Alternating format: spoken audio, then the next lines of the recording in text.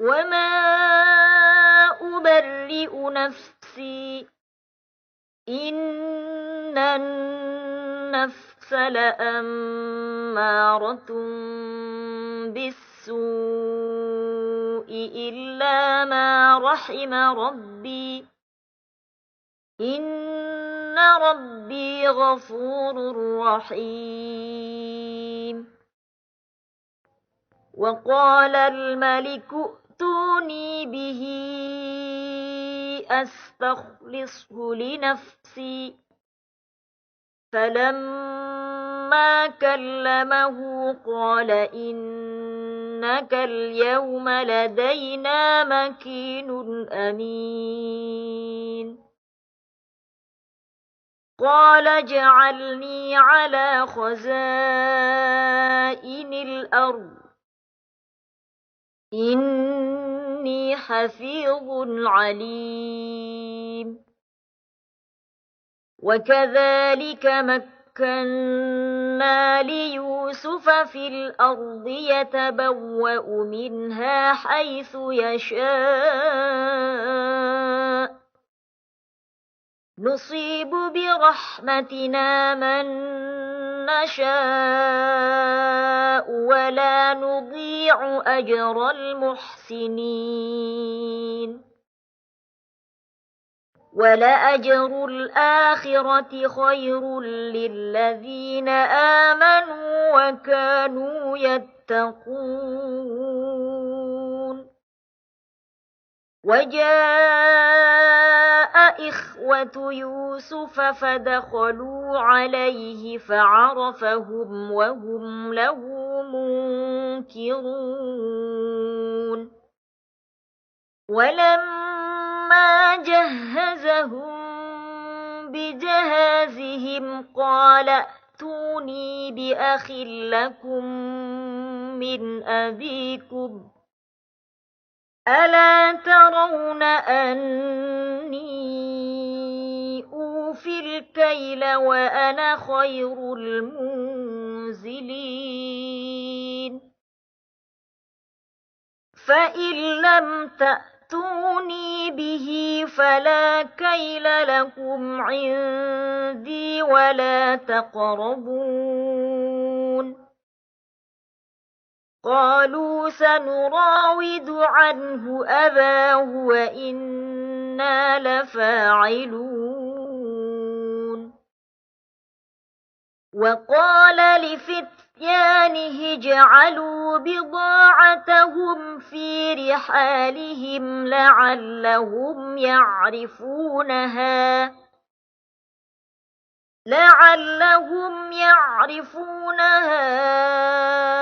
إذا انقلبوا إلى أهلهم لعلهم يرجعون. فلما رجعوا إلى أبيهم قالوا يا أبانا منع منا الكيل فأرسل معنا أخانا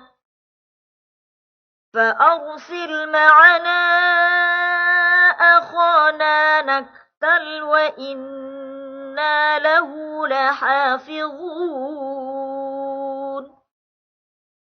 قال هل آمنكم عليه إلا كما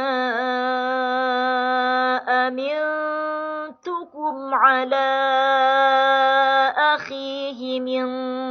قبل فالله خير حافظا وهو أرحم الراحمين. ولما فتحوا متاعهم وجدوا بضاعتهم ردت إليهم قالوا يا أبانا ما نبغي هذه بضاعتنا ردت إلينا ونمير أهلنا ونحفظ أخانا ونزداد كيل بعير ذلك كيل يسير قال لن أرسله معكم حتى تؤتون موثقا من الله لتأتونني به إلا أن يحاط بكم فلما آتوه موثقهم قال الله على ما نقول وكيل وقال يا بني لا تدخلوا من باب واحد وادخلوا من أبواب متفرقة وما أغني عنكم من الله من شيء إن الحكم إلا لله عليه توكلت وعليه فليتوكل المتوكلون ولما دخلوا من حيث أمرهم أبوهم ما كان يغني عنهم من الله من شيء إلا حاجة في نفس يعقوب قضاها وإنه لذو علم لما علمناه ولكن أكثر الناس لا يعلمون ولما دخلوا على يوسف آوى إليه أخاه قال إني أنا أخوك فلا تبتئس بما كانوا يعملون فلما جهزهم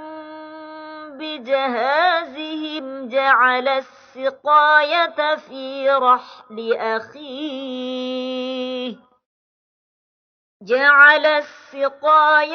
في رحل أخيه ثم أذن مؤذن أيتها العير إنكم لسارقون قالوا وأقبلوا عليهم ماذا تفقدون قالوا نفقد صواع الملك ولمن جاء به حمل بعير وأنا به زعيم قالوا تالله لقد علمتم ما جئنا لنفسد في الأرض وما كنا سارقين قالوا فما جزاؤه إن كنتم كاذبين قالوا جزاؤه من وجد في رحله فهو جزاؤه كذلك نجزي الظالمين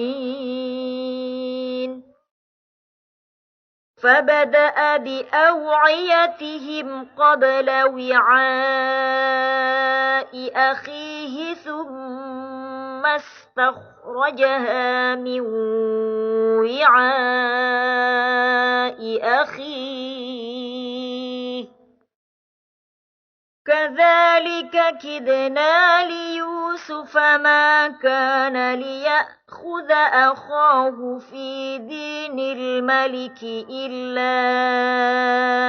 أن يشاء الله نرفع درجات من نشاء وفوق كل ذي علم عليم قالوا إن يسرق فقد سرق أخ له من قبل فأسرها يوسف في نفسه ولم يبدها لهم قال أنتم شر مكانا والله أعلم بما تصفون قالوا يا أيها العزيز إن له أبا شيخا كبيرا فخذ أحدنا مكانه إنا نراك من المحسنين قال معاذ الله أن نأخذ إلا من وجدنا متاعنا عنده إنا إذا لظالمون فلما استيئسوا منه خلصوا نجيا قال كبيرهم ألم تعلموا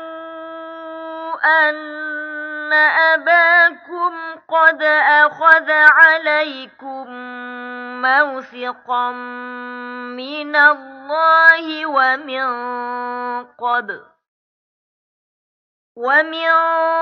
قبل ما فرطتم في يوسف فلن أبرح الأرض حتى يأذن لي أبي أو يحكم الله لي وهو خير الحاكمين ارجعوا إلى أبيكم فقولوا يا أبانا إن ابنك سرق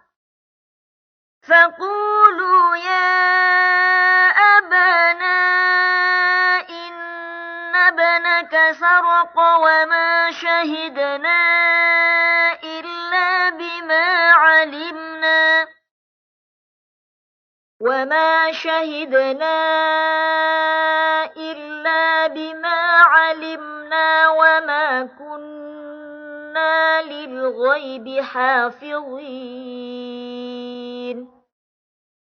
واسأل القرية التي كنا فيها والعير التي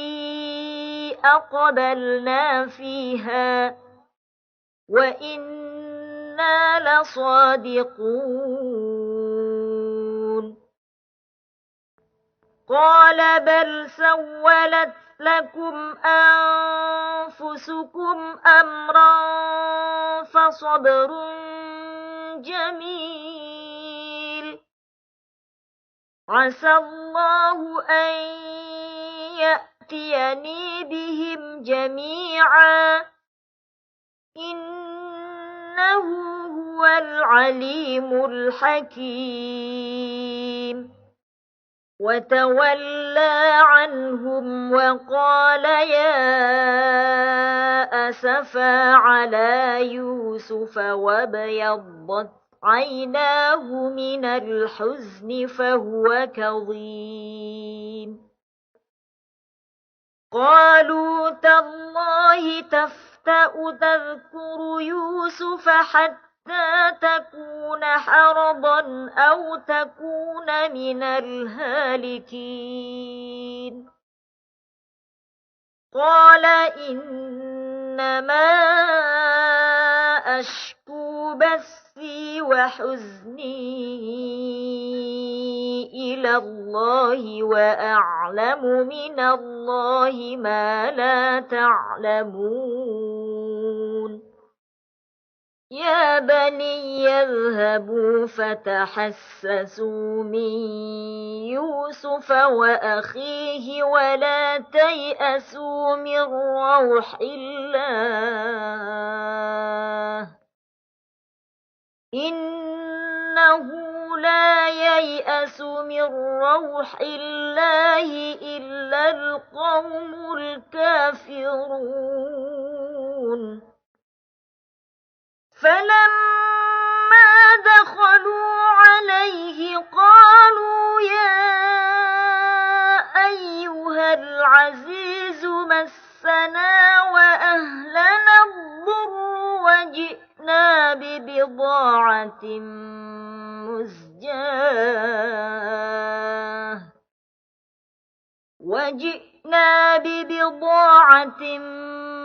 مزجاة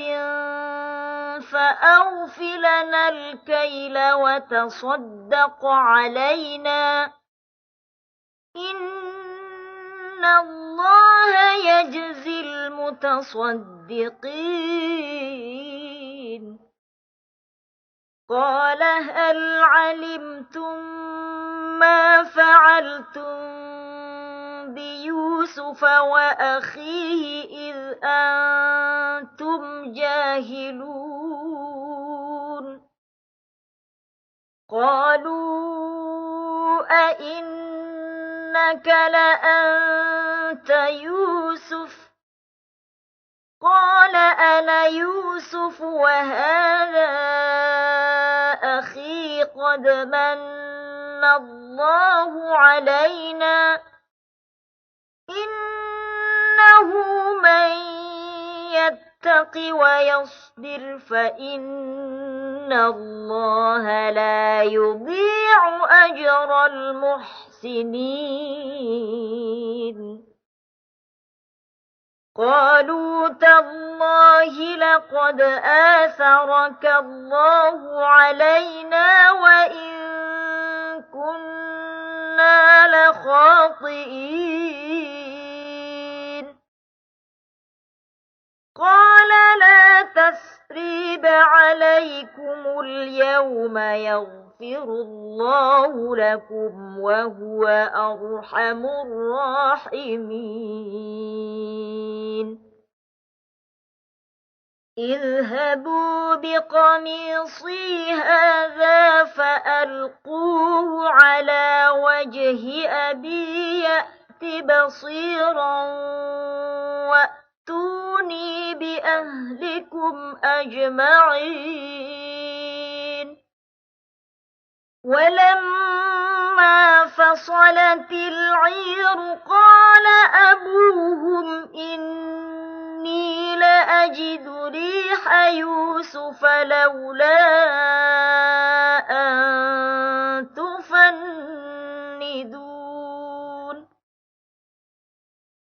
قالوا تالله إنك لفي ضلالك القديم فلما أن جاء البشير ألقاه على وجهه فارتد بصيرا قال ألم أقل لكم إني أعلم من الله ما لا تعلمون قالوا يا أبانا استغفر لنا ذنوبنا إنا وما كنا خاطئين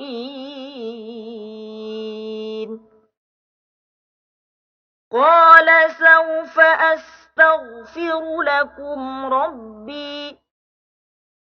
إنه هو الغفور الرحيم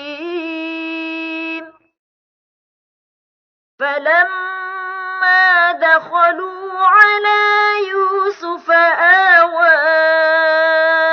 إليه أبويه وقال ادخلوا مصر إن شاء الله آمنين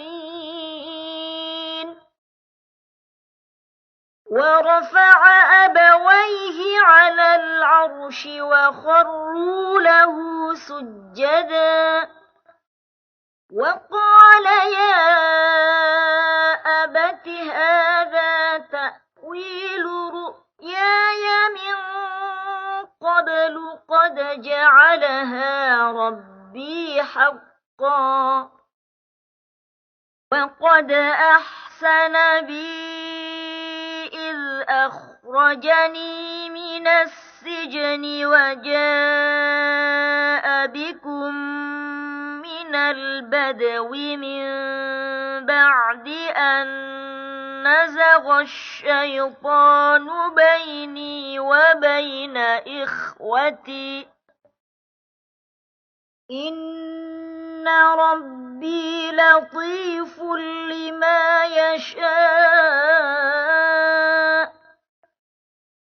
إنه هو العليم الحكيم رب قد آتيتني من الملك وعلمتني من تأويل الأحاديث فاطر السماوات والأرض أنت ولي في الدنيا والآخرة توفني مسلما وألحقني بالصالحين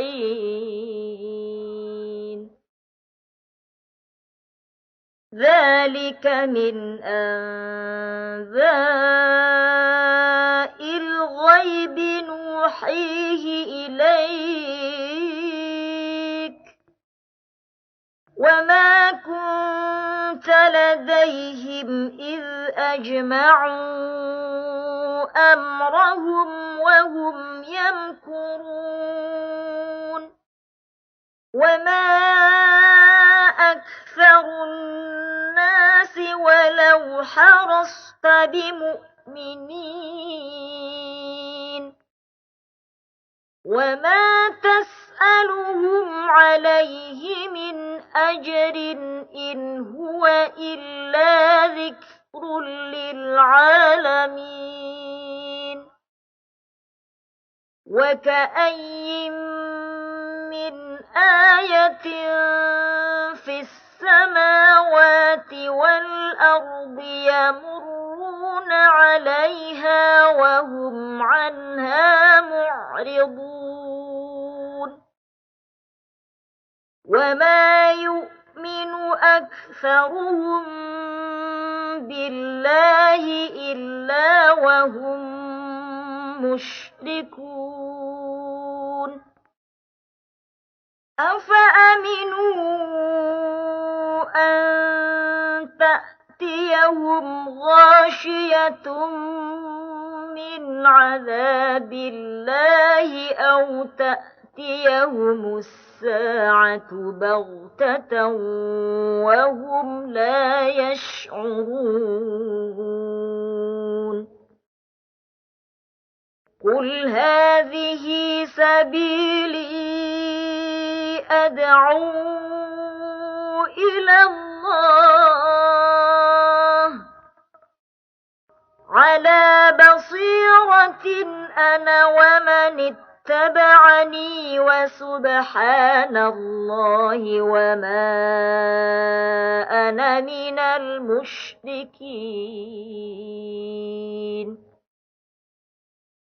وما أرسلنا من قبلك إلا رجالا نوحي إليهم من أهل القرى أفلم يسيروا في الأرض فينظروا كيف كان عاقبة الذين من قبلهم ولدار الآخرة خير للذين اتقوا أفلا تعقلون حتى إذا استيأس الرسل وظنوا أنهم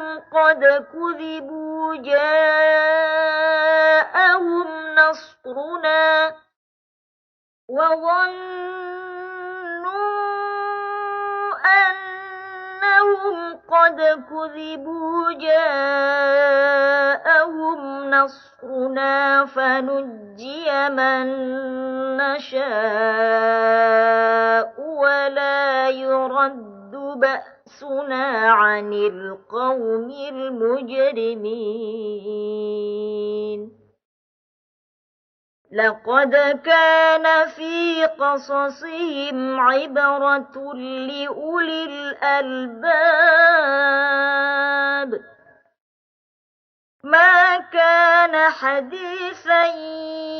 يفترى ولكن تصديق الذي بين يديه وتفصيل كل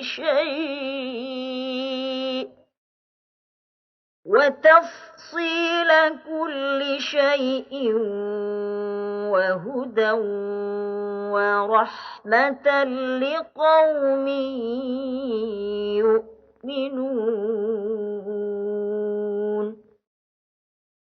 بسم الله الرحمن الرحيم ألف لام ميم را تلك آيات الكتاب والذي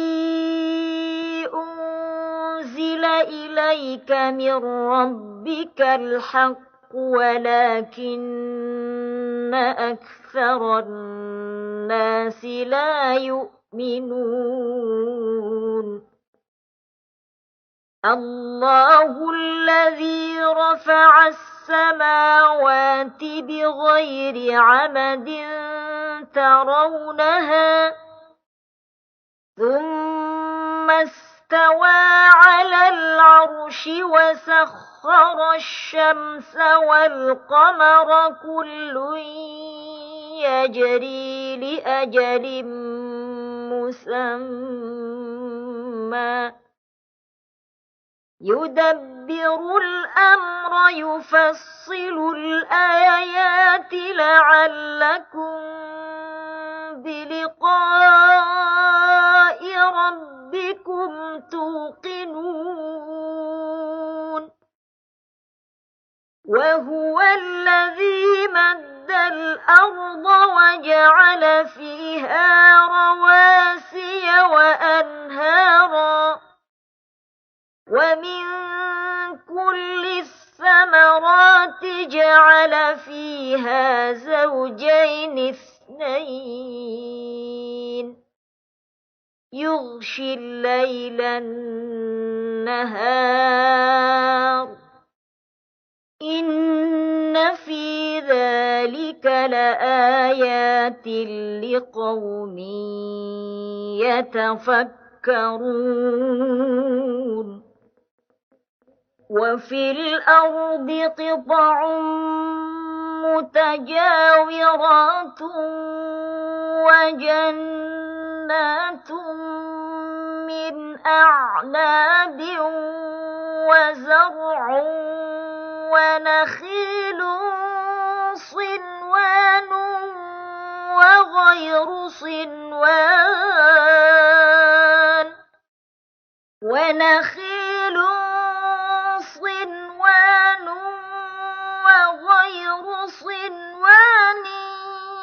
يسقى بماء واحد ونفضل بعضها على بعض في الأكل إن في ذلك لآيات لقوم يعقلون وإن تعجب فعجب قولهم أإذا كنا ترابا أإنا لفي خلق جديد أولئك الذين كفروا بربهم وأولئك الأغلال في أعناقهم وأولئك أصحاب النار هم فيها خالدون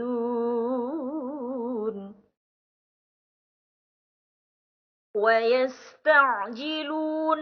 بالسيئة قبل الحسنة وقد خلت من قبلهم المثلات وإن ربك لذو مغفرة للناس على ظلمهم وإن ربك لشديد العقاب ويقول الذين كفروا لولا أنزل عليه آية من ربه إنما أنت منذر ولكل قوم هاد الله يعلم ما تحمل كل أنثى وما تغيض الأرحام وما تزداد وكل شيء عنده بمقدار عالم الغيب والشهادة الكبير المتعال سواء منكم من أسر القول ومن جهر به ومن هو مستخف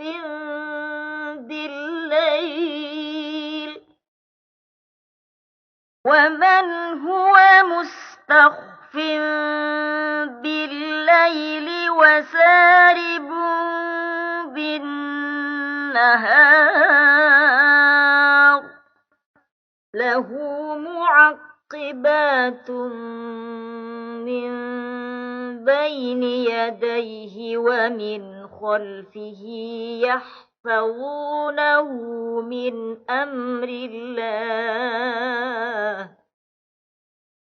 إن الله لا يغير ما بقوم حتى يغيروا ما بأنفسهم وإذا أراد الله بقوم سوءا فلا مرد له وما لهم من دونه من وال هو الذي يريكم البرق خوفا وطمعا وينشئ السحاب الثقال ويسبح الرعد بحمده والملائكة من خيفته ويرسل الصواعق فيصيب بها من يشاء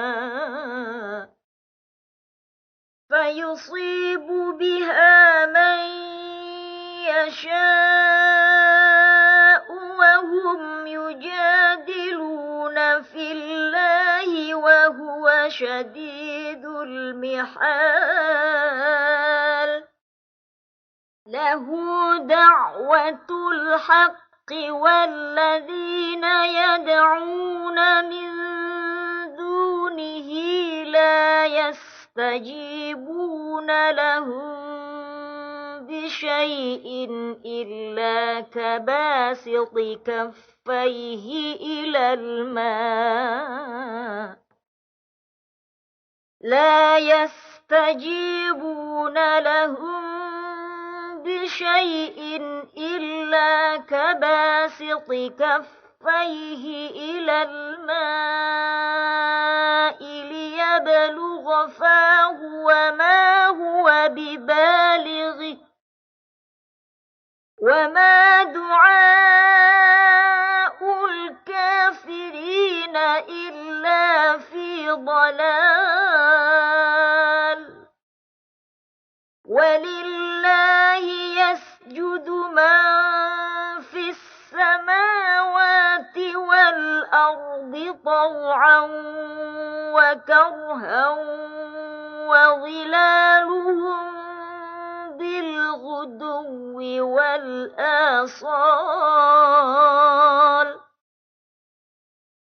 قل من رب السماوات والأرض قل الله قل أفاتخذتم من دونه أولياء لا يملكون لأنفسهم نفعا ولا ضرا قل هل يستوي الأعمى والبصير أم هل تستوي الظلمات والنور أم جعلوا لله شركاء خلقوا كخلقه فتشابه الخلق عليهم قل الله خالق كل شيء وهو الواحد القهار أنزل من السماء ماء فسالت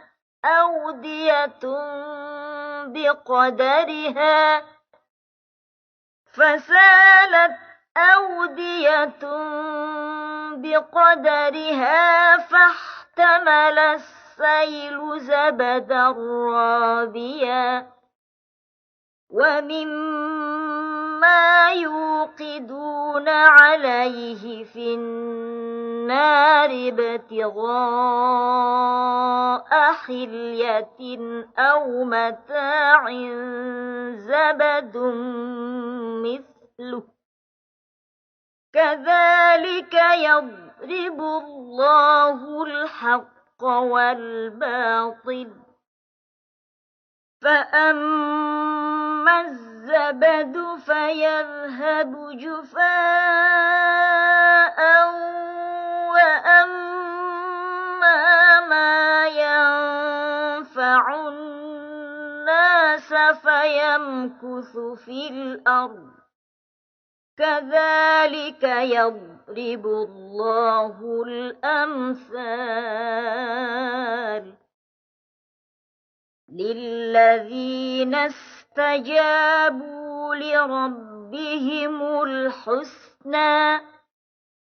والذين لم يستجيبوا له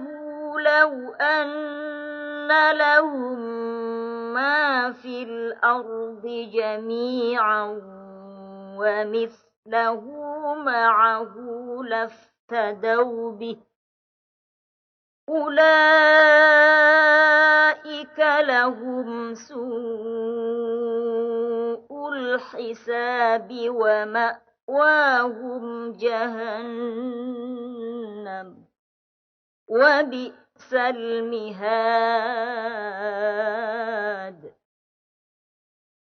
أفمن يعلم أنما أنزل إليك من ربك الحق كمن هو أعمى إنما يتذكر أولو الألباب الذين يوفون بعهد الله ولا ينقضون الميثاق والذين يصلون ما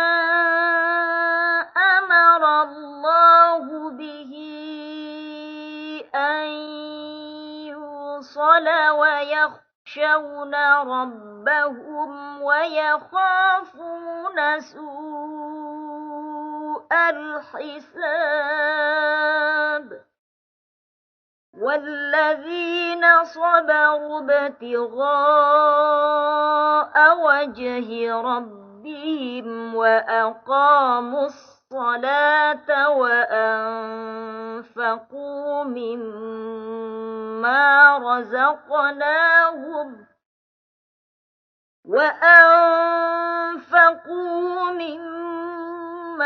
رزقناهم سرا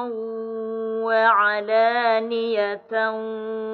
ويدرؤون بالحسنة السيئة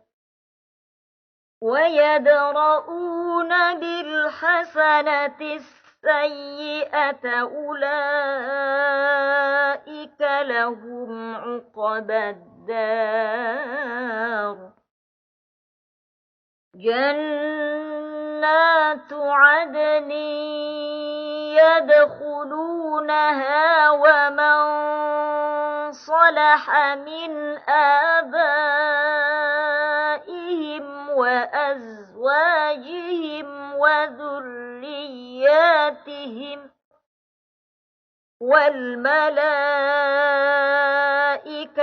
يدخلون عليهم من كل باب سلام عليكم بما صبرتم فنعم عقبى الدار والذين ينقضون عهد الله من بعد ميثاقه ويقطعون ما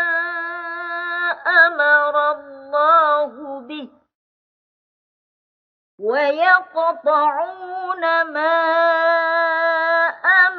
الله به أن يوصل ويفسدون في الأرض أولئك لهم اللعنة ولهم سوء الدار الله يبسط الرزق لمن يشاء ويقدر وفرحوا بالحياة الدنيا وما الحياة الدنيا في الآخرة إلا متاع ويقول الذين كفروا لولا أنزل عليه آية من ربه قل إن الله يضل من يشاء ويهدي إليه من أناب الذين آمنوا وتطمئن قلوبهم بذكر الله ألا بذكر الله تطمئن القلوب الذين آمنوا وعملوا الصالحات طوبى لهم وحسن مآب كذلك أرسلناك في أمة قد خلت من قبلها أمم لتتلو عليهم الذي أوحينا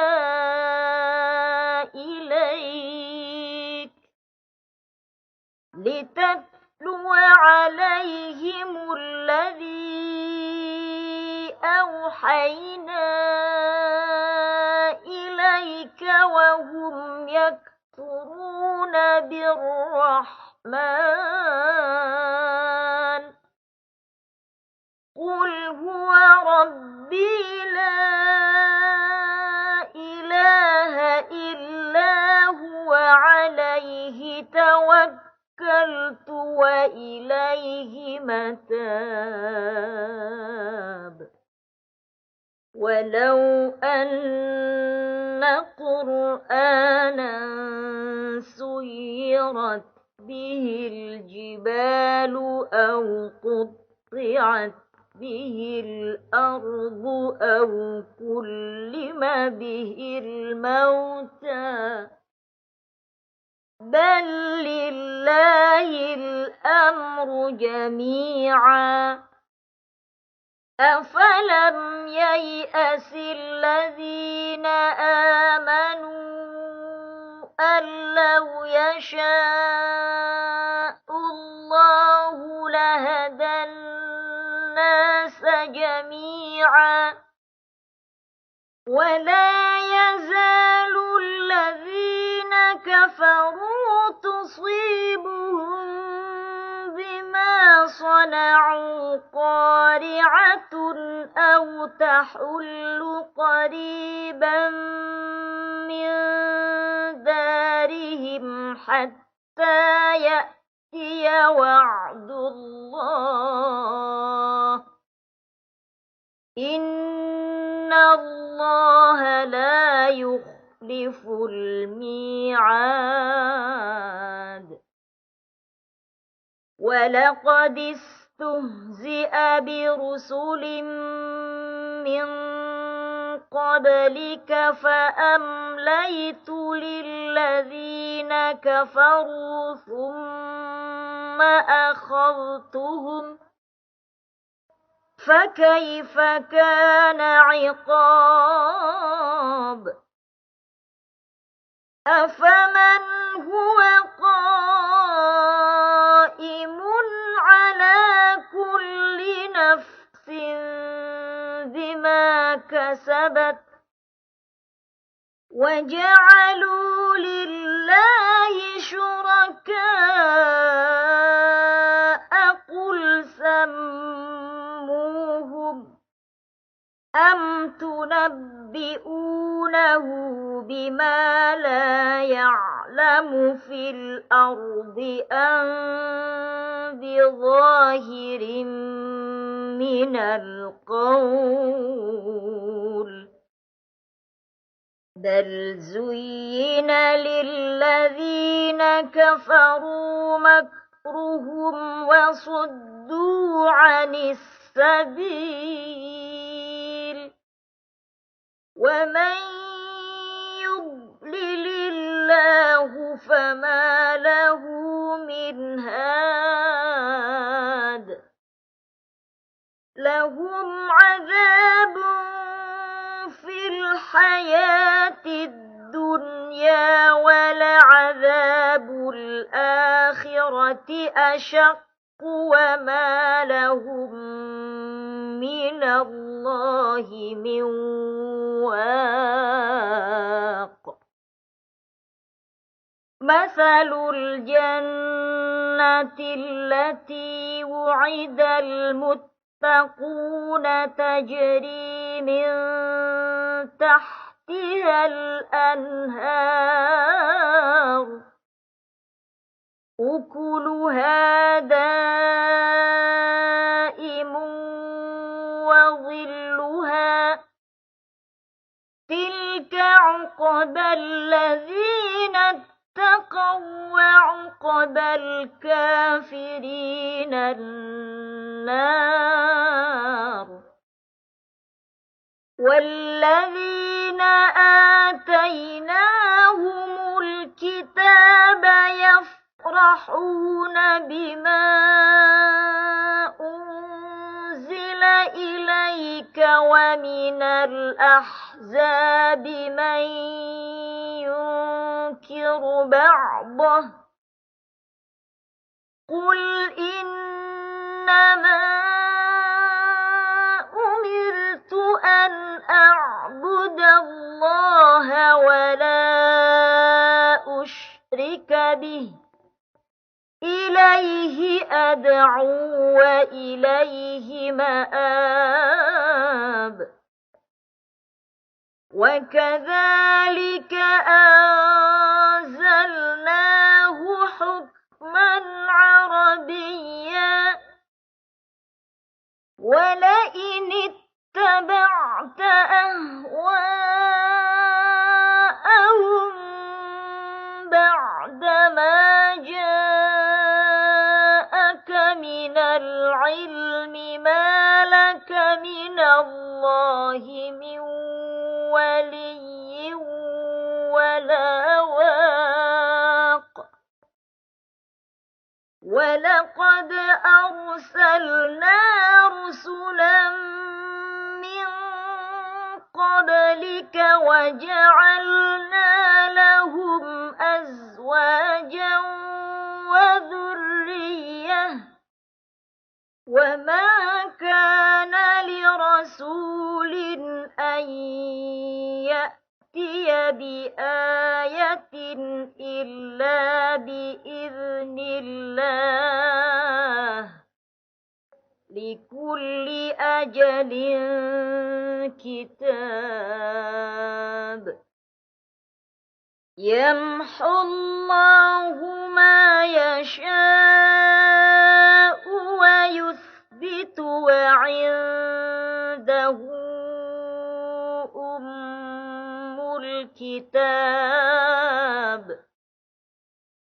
وإما نرينك بعض الذي نعدهم أو نتوفينك فإنما عليك البلاغ وعلينا الحساب أولم يروا أنا نأتي الأرض ننقصها من أطرافها والله يحكم لا معقب لحكمه وهو سريع الحساب وقد مكر الذين من قبلهم فلله المكر جميعا يعلم ما تكسب كل نفس وسيعلم الكفار لمن عقبى الدار ويقول الذين كفروا لست مرسلا قل كفى بالله شهيدا بيني وبينكم ومن عنده علم الكتاب بسم الله الرحمن الرحيم ألف لام را كتاب أنزلناه إليك لتخرج الناس من الظلمات إلى النور بإذن ربهم إلى صراط العزيز الحميد الله الذي له ما في السماوات وما في الأرض وويل للكافرين من عذاب شديد الذين يستحبون الحياة الدنيا على الآخرة ويصدون عن سبيل الله ويبغونها عوجا أولئك في ضلال بعيد وما أرسلنا من رسول إلا بلسان قومه ليبين لهم فيضل الله من يشاء ويهدي من يشاء وهو العزيز الحكيم ولقد أرسلنا موسى بآياتنا أن أخرج قومك من الظلمات إلى النور وذكرهم بأيام الله إن في ذلك لآيات لكل صبار شكور وإذ قال موسى لقومه اذكروا نعمة الله عليكم إذ أنجاكم من آل فرعون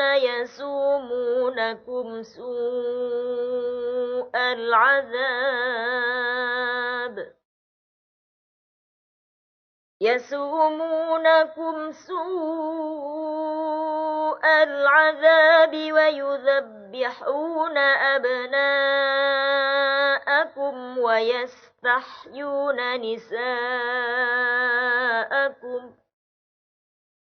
وفي ذلكم بلاء من ربكم عظيم وإذ تأذن ربكم لئن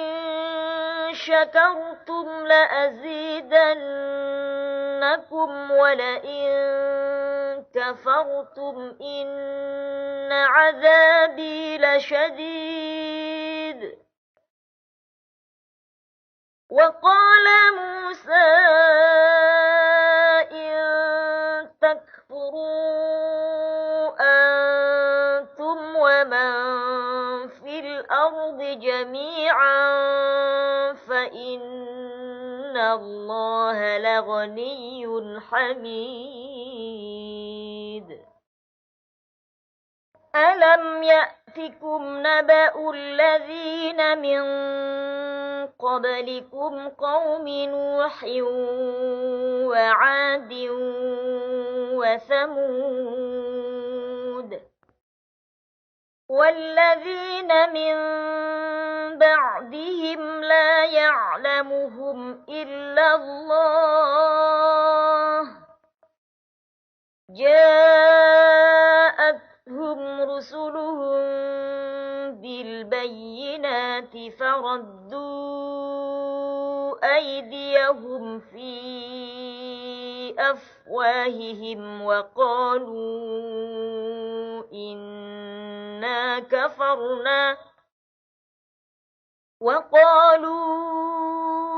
إنا كفرنا بما أرسلتم به وإنا لفي شك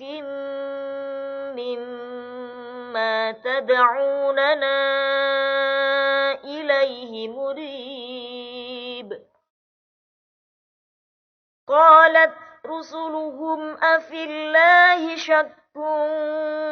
فاطر السماوات والأرض يدعوكم ليغفر لكم من ذنوبكم ويؤخركم إلى أجل مسمى قالوا إن أنتم إلا بشر مثلنا تريدون أن تصدونا عما كان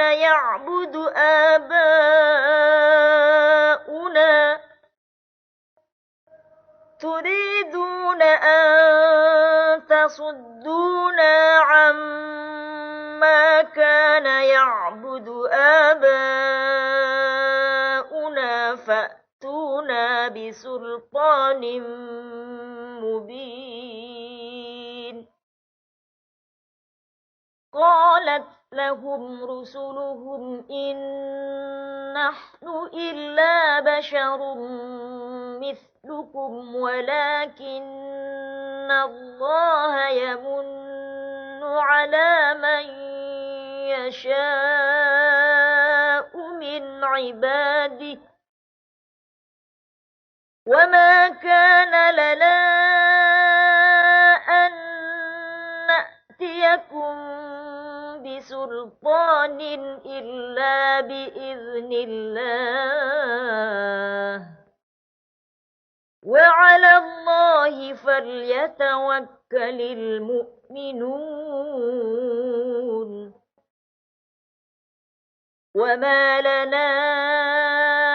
ألا نتوكل على الله وقد هدانا سبلنا ولنصبرن على ما آذيتمونا وعلى الله فليتوكل المتوكلون وقال الذين كفروا لرسلهم لنخرجنكم من أرضنا أو لتعودن في ملتنا فأوحى إليهم ربهم لنهلكن الظالمين ولنسكننكم الأرض من بعدهم ذلك لمن خاف مقامي وخاف وعيد واستفتحوا وخاب كل جبار عنيد من ورائه جهنم جهنم ويسقى من ماء صديد يتجرعه ولا يكاد يسيغه ويأتيه الموت من كل مكان وما هو بميت ومن ورائه عذاب غليظ مثل الذين كفروا بربهم أعمالهم كرماد اشتدت به الريح في يوم عاصف لا يقدرون مما كسبوا على شيء ذلك هو الضلال البعيد ألم تر أن الله خلق السماوات والأرض بالحق إن يشأ يذهبكم ويأت بخلق جديد وما ذلك على الله بعزيز وبرزوا لله جميعا فقال الضعفاء للذين استكبروا إنا كنا لكم تبعا فهل أنتم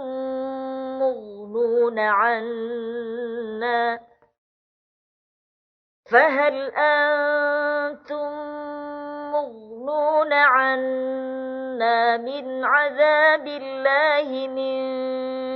شيء قالوا لو هدانا الله لهديناكم سواء علينا أجزعنا أم صبرنا ما لنا من محيص وقال الشيطان لما قضي الأمر إن الله وعدكم وعد الحق ووعدتكم فأخلفتكم وما كان لي عليكم من سلطان إلا أن دعوتكم فاستجبتم لي فلا تلوموني ولوموا أنفسكم ما أنا بمصرخكم وما أنتم بمصرخي إني كفرت بما أشركتمون من قبل إن الظالمين لهم عذاب أليم وأدخل الذين آمنوا وعملوا الصالحات جنات تجري من تحتها الأنهار خالدين فيها بإذن ربهم تحيتهم فيها سلام ألم تر كيف ضرب الله مثلا كلمة طيبة كشجرة طيبة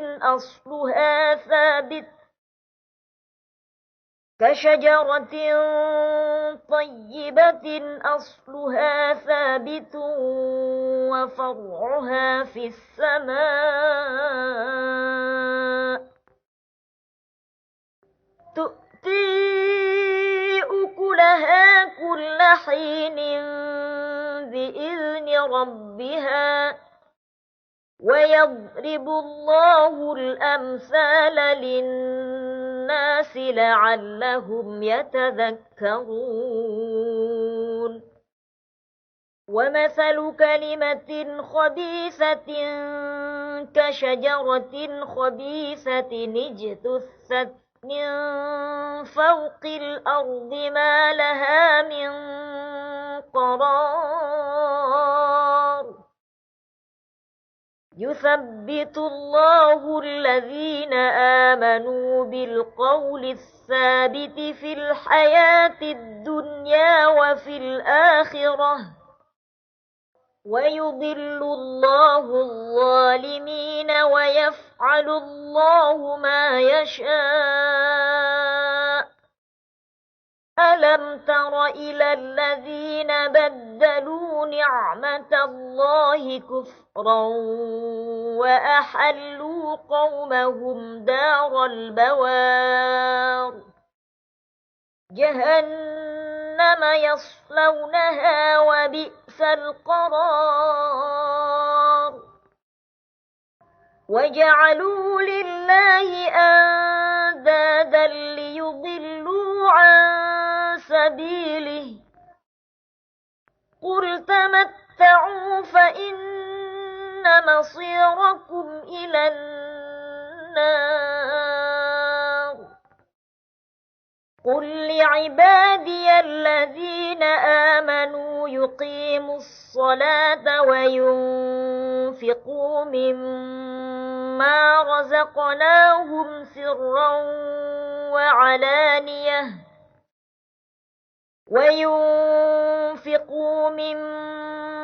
رزقناهم سرا وعلانية من قبل أن يأتي يوم لا بيع فيه ولا خلال الله الذي خلق السماوات والأرض وأنزل من السماء ماء فأخرج به من الثمرات رزقا لكم وسخر لكم الفلك لتجري في البحر بأمره وسخر لكم الأنهار وسخر لكم الشمس والقمر دائبين وسخر لكم الليل والنهار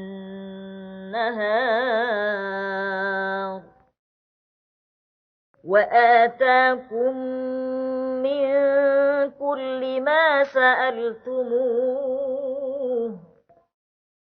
وإن تعدوا نعمة الله لا تحصوها إن الإنسان لظلوم كفار وإذ قال إبراهيم رب اجعل هذا البلد آمنا واجنبني وبني أن نعبد الأصنام رب إنهن أضللن كثيرا من الناس فمن تبعني فإنه مني ومن عصاني فإنك غفور رحيم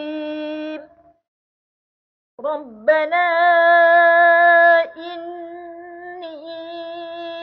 أسكنت من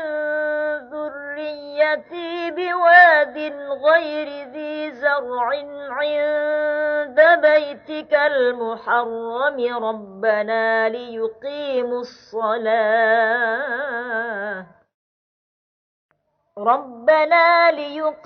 الصلاة فاجعل أفئدة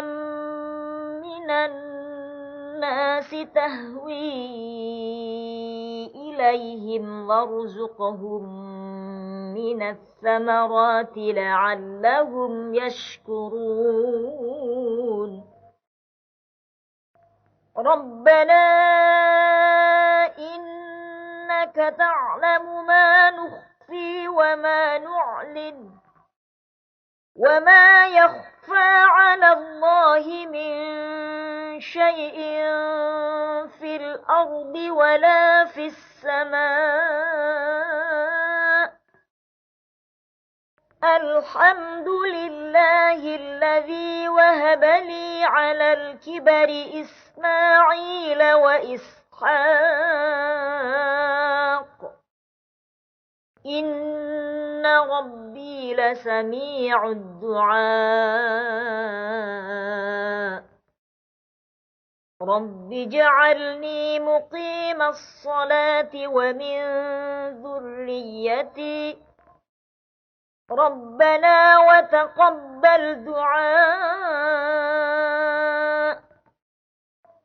ربنا اغفر لي ولوالدي وللمؤمنين يوم يقوم الحساب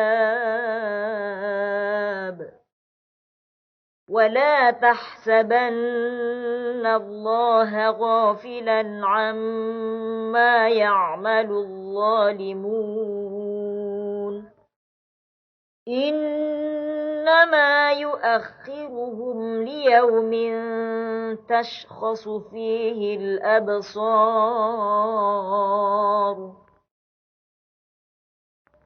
مهطعين مقنعي رؤوسهم لا يرتد إليهم طرفهم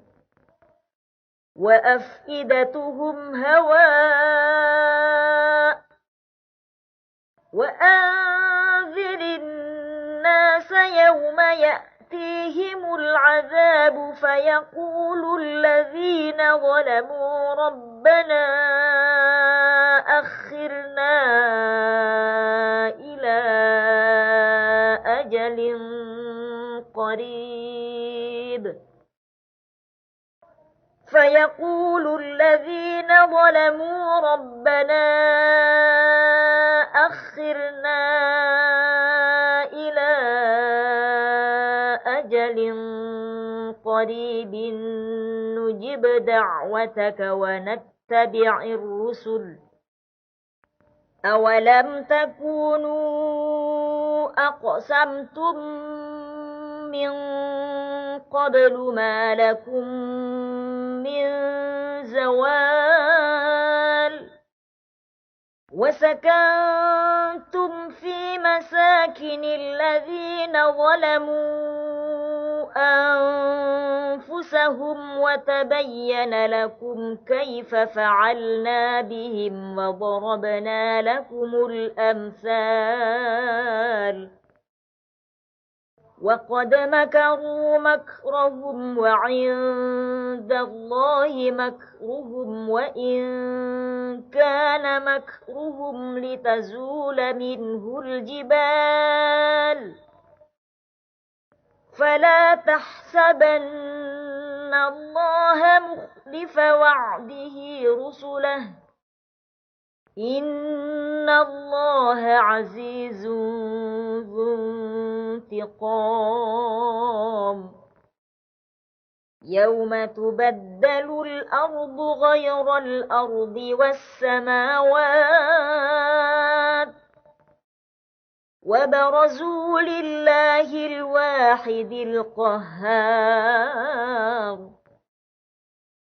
وترى المجرمين يومئذ مقرنين في الأصفاد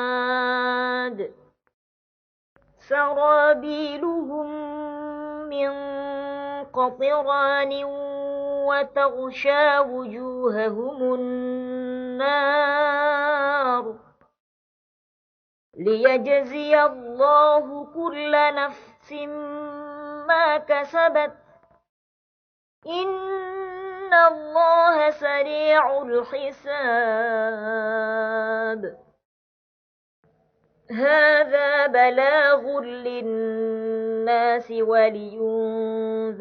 به وليعلموا